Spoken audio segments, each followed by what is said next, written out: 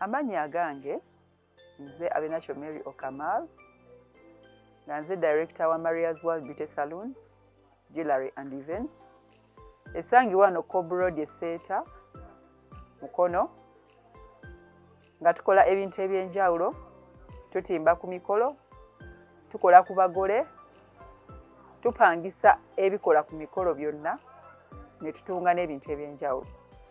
Naye olunaku olwaleero ngenda kuba mbayigiriza engeri gye tusiigamu lipstick. Tugenda kuba nga tusiiga lipstick bino wammanga bye twetaaga. Twetaaga buno wipes bwakolebwanga obupapula naye buba bubisi nga bulimu amazzi ng'era busobola okulongoosa bulungi kyonna ky'oba oyagadde. Tugenda kwetaaga ono lipstick, tugenda kwetaaga ne lip liner ne lipstick ono omulala gwe tujja okuyisaako oluvannyuma. Tugenda kuba tukola omukyalo lipstick, so ekisooka tuba tugenda kukwata wipe yaffe tulongoose emimwa gyaffe gino.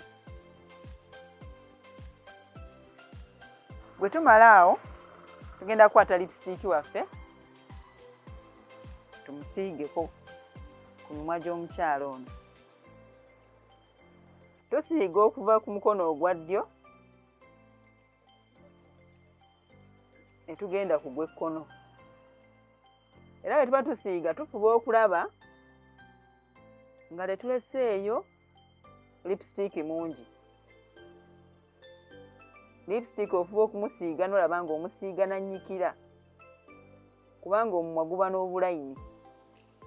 Kati ofuba okulaba nga ogunnyikiza ate ofuba okulaba nga lipstick eno bw'oba omusiiga tayitako n'agenda ate ku lususu. Lipstick anyuma nnyo ng'omusiize ku mumwa gwokka. Bwe mala osiiga lipstick ono ngenda kuleeta lip liner mpiseeko wansi wano. Wansi okwawula ku mimwa gye nsiizeeko lipstick ne ku lususu. Ne lip liner ono oluusi omulala asobola okwagala brown lip liner, omulala ayinza okwagala black, omulala ayinza okwagala ka bbulu. Ati osiiga lip liner okusinziira ku kasitoma wo lip liner gw'ayagala. Kala ya lip liner tetera nnyo okuboola era yo tumusiiga kusinziira ku kasitoma ky'ayagala ne ku lususu lwa kasitoma. Nja kukwata lipstick olumala gwe tuyita nude muyiseeko wano munda okusobola okulaga enjawulo wakati wa lipstick gwensiize owa maroon n'ono.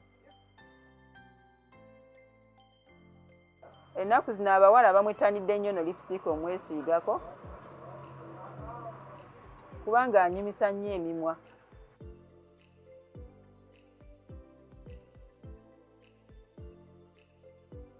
Era naye ofuba okulaba nga omusiize bulungi nannyikira.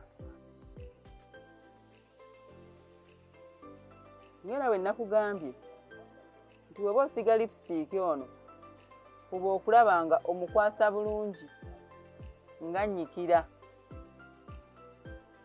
Lipstick alwako bw'oba omusiize bulungi.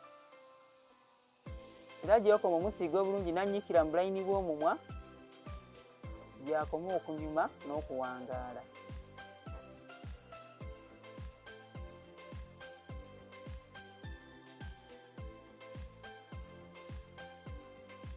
Kasitoma waffe omulungi emimwa gye bwe giti bwe girabise nga tumaze omusigako lipstick oyo ne tuyisaako ka lip liner ne tuyisaako ne ka nude munda wali ne tusobola okuba nga tusobola okulaba nti maroon tumwawudde asigadde yeeyimiridde ku lulwe naye era ne munda muli ne tulaga nti taddeyo ka lipstick akalala ng'omulembe gwa leero nga bwe guli.